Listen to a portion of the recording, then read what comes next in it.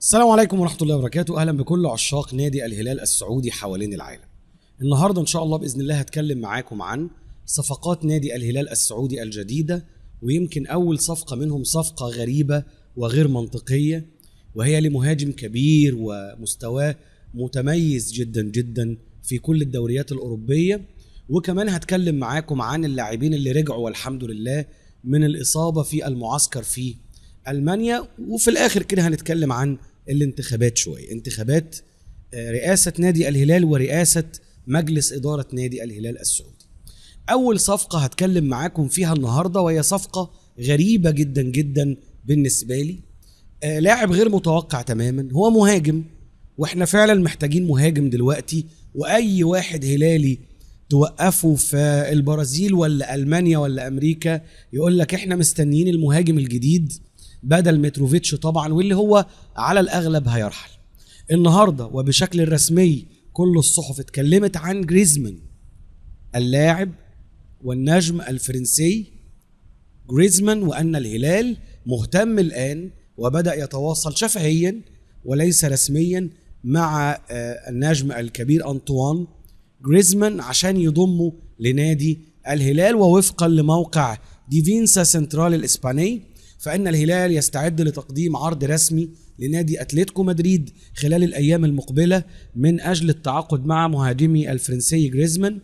إنزاجي يطلب التعاقد مع جريزمان رسميا، وعايز أقول لكم إن إنزاجي برضو مهتم بلاعب تاني هكلمكم عنه بعد شوية. وأكدت الصحيفة أن إدارة النادي السعودي ترغب في التعاقد مع جريزمان بطلب من المدرب الإيطالي سيموني إنزاجي المدير الفني للفريق. وطبعا جريزمان هو الهداف التاريخي لنادي أتلتيكو مدريد. طبعا فكرة رحيله عن أتلتيكو مدريد يعني منطقية جدا جدا، وأغلب لعيبة العالم وعلى رأسهم ليونيل ميسي ساب برشلونة، يعني كريستيانو رونالدو ساب ريال مدريد في عز مجده يعني. وعقد طبعا جريزمان لحد صيف 2027، وبالتالي هيحمل خزينة الهلال بعض من الأمور المادية زيادة على قيمة العقد بتاعه، اللي إلى الآن محدش يتكلم على العقد ولا حتى عن قيمة العقد المتوقع. طيب رأيي في الصفقة، أنا رأيي في الصفقة ودي وجهة نظري، إن أنطوان جريزمان نجم كبير وعظيم ولكنه غير مناسب للهلال السعودي، هو مناسب أكتر لنادي الاتحاد. اللاعب يحمل ثقافة فرنسية وهم بيعرفوا يتفاهموا مع بعض، الجماعة بتوع الثقافة الفرنسية، موسى ديابي بقى وكريم بنزيما بقى وكمان اسماعيل بن ناصر اللاعب الجزائري واللي هينضم خلاص للاتحاد ان شاء الله قريبا. فهو مناسب اكتر للوران بلان المدرب الفرنسي. لكن سيموني انزاجي لاعب ايطالي، لاعب برازيلي، لاعب برتغالي، اصل دي هوية نادي الهلال اللي تعبوا كل المدربين اللي فاتوا عشان يقدروا يحققوها. ممكن لاعب برتغالي مثلا يعني. وبمناسبة اللاعبين البرتغاليين، النهاردة تم التواصل بشكل رسمي مع فرنانديز لاعب مانشستر يونايتد، ويمكن اتواصلنا أكتر من مرة وأكدت تقارير صحفية كتيرة أن اللاعب برونو فرنانديز اتخذ قراره بشكل نهائي لتحديد مستقبله في الفترة المقبلة. الإعلام البلجيكي ساشا تافوليري أن اللاعب البرتغالي أغلق الباب تماما بشأن انتقاله للدوري السعودي. خلاص نقطة انتهى. أتمنى من إدارة الهلال أو إدارة النصر أو كل الأندية السعودية تحترم القرار، وإن لما حد يقول أنا مش عايزك أو أنا مش عايز انتقل للدوري السعودي، خلاص يا عم شكرا ليك والله يعني ريحت. طبعا بالمناسبة المرة دي مش بس الهلال هو اللي مقدم عرض، كمان النصر مع خيسوس. وطبعا خيسوس عينه على مانشستر يونايتد وعلى برونو فرنانديز من فترة طويلة، فلما انتقل ودرب النصر بدأ برضو يتواصل مع نفس اللاعب. وطبعا كريستيانو رونالدو تدخل كثيرا هو وخيسوس عشان يقنعوا برونو فرنانديز ان هو ينتقل، ولكن اللاعب أصر ان هو يستمر في الدوري الإنجليزي. نقطة انتهى. طيب مين بقى من اللاعبين اللي وافق؟ انا بحب اللاعب اللي موافق، اللاعب اللي انت يبقى زي ما انت عندك رغبة هو كمان عنده رغبة، واللاعب تماما متفق مع ثقافة وسياسة نادي الهلال السعودي. انا بتكلم عن إيدرسون النجم الكبير ولاعب نادي أتلانتا الإيطالي، وبحسب مصادر مطلعة حصل على موافقة تامة من اللاعب. الهلال حصل على موافقة، قال لهم تمام تفاوضوا مع نادي أتلانتا وأنا موافق إن أنا أنتقل لنادي الهلال السعودي حصريا. وطلب طبعا سيموني إنزاجي المدير الفني لفريق الهلال التعاقد مع إيدرسون لاقتناعه بقدراته وإمكانياته الفنية وحاجة الفريق الأزرق إلى خدماته. طبعا هينتهي عقد إيدرسون مع أتلانتا برضو في صيف 2027. لعب من قبل إيدرسون البرازيلي في صفوف نادي كورزيرو كورنيثايز بجانب اللعب في سالرنتينا الإيطالي. وطبعا اللاعب من حيث الثقافة لاعب كويس، يعني هو لاعب إيطالي، وهوية الهلال السعودي الآن إيطالية برازيلية برتغالية.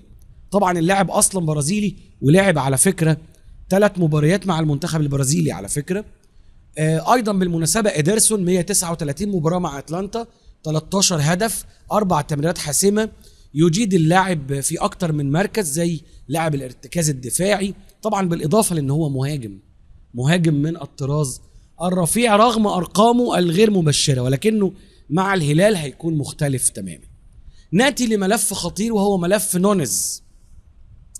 ونونيز أدلنا دلوقتي بنتكلم حوالي شهر في فكرة انتقاله للهلال السعودي، والآن نحن في تضارب في وجهات النظر واضح جدا. الهلال وإدارة الهلال لا تريد نونيز من الآخر، سيموني إنزاجي يريد نونيز، والصحف كلها بتؤكد زي موقع في الجول تضارب في وجهات النظر بين إنزاجي والإدارة بسبب نونيز. ووفقا لصحيفة اليوم السعودية فإن إدارة نادي الهلال ترفض رغبة إنزاجي في التعاقد مع نونيز، بينما وبحسب موقع فوت ميركاتو الفرنسي في وقت سابق فإن الهلال عاد للتفاوض مع اللاعب. وطبعا يعني التضارب طبيعي ومنطقي. طيب مين اللي كسب؟ هل سيموني إنزاجي ولا إدارة الهلال؟ هو احنا ما عندناش إدارة للهلال دلوقتي بشكل قوي. فهد بن نافل رحل خلاص رسميا، وهو حتى مش مع المعسكر في ألمانيا. السيد فهد المفرج أو سلمان المفرج رحل أيضا. وطبيعي جدا جدا ان انت تلاقي فكرة اني احنا ما عندناش ادارة فمش قادرين نحسم بالظبط. ولكن المفاجأة ان تقدمت اليوم ادارة نادي الهلال بعرض رسمي لنادي ليفربول الانجليزي للتعاقد مع المهاجم الارجواني داروين نونيز خلال سوق الانتقالات الحالية، وده بناء على رغبة الزعيم الهلالي. يعني الادارة الهلالية وافقت. مين هي الادارة الهلالية ما اقدرش احسم، ولكن على الاغلب هو الامير نواف بن سعد طبعا بكل تأكيد.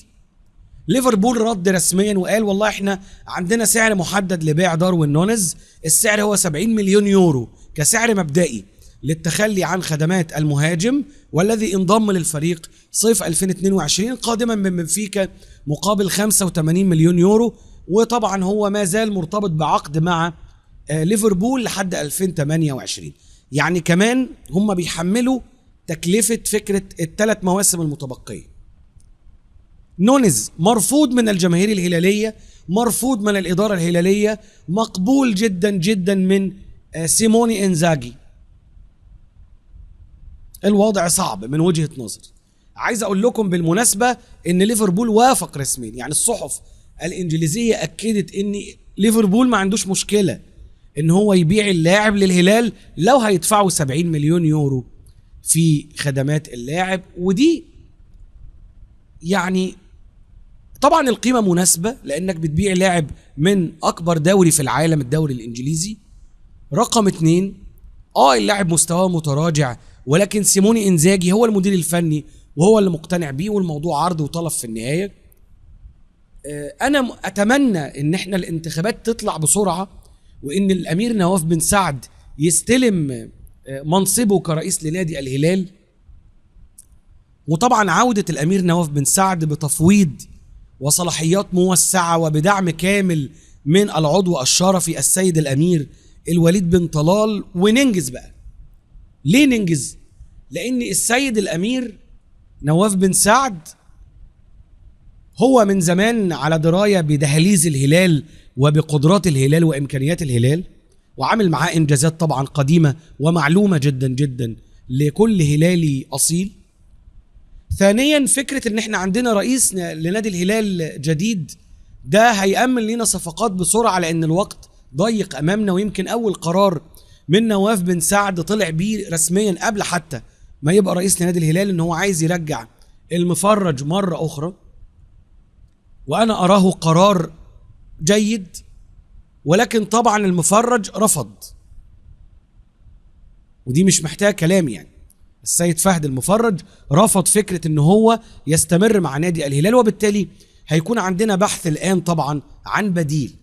بالمناسبة السيد فهد المفرج أيضا تلقى دعم خلال الأيام اللي فاتت من عدد كبير من اللعيبة، ويمكن على رأسهم بافيتم بيجوميز لاعب نادي الهلال سابقا، وقال ان هو رجل ذو روية وهادئ وناجح، ولقد أعدت الهلال الاستقرار والمجد كما حافظت على هوية النادي الخاصة. عايز أقول لكم إني إحنا عندنا ملفات كتيرة جدا جدا وتحتاج إلى رئيس نادي وتحتاج إلى استقرار. لو فهد المفرج هيقعد مع السيد الأمير نواف بن سعد ويستقر ونادي الهلال يستقر، فأهلا بعودته، مفيش أي مشكلة تحديدا. وإن إحنا حتى عندنا ملفات زي رغبة كانسيلو في اللعب في فنربخشة التركي مع خوسيه مورينيو، وأحلامه بالعودة لأوروبا وأحلامه بالعودة لمنتخب البرتغال، كلها أحلام مشروعة طبعا، هو حر يعني. على أي حال أشكركم على حسن المتابعة، وأنا سعيد جدا أيضا بنبأ عودة سالم الدوسري لتدريبات الهلال رسميا إن شاء الله بإذن الله. ويمكن كان في خبر كده نزل من شوية عن أحد الإعلاميين الإماراتيين، نحن نحترم الإمارات وأهل الإمارات، السيد الإعلامي محمد نجيب، واللي قال ان انا بطلت اشجع الهلال لاني حسيت ان الهلال يحب يسيطر على اللي قدامه. الكلمة فيه ممنوعة الا اذا كانت مدح، ما في قبول للرأي الاخر او حتى الانتقاد البناء. لذلك شفيت من اني اكون مشجع لاي نادي، وده بسبب الهلال.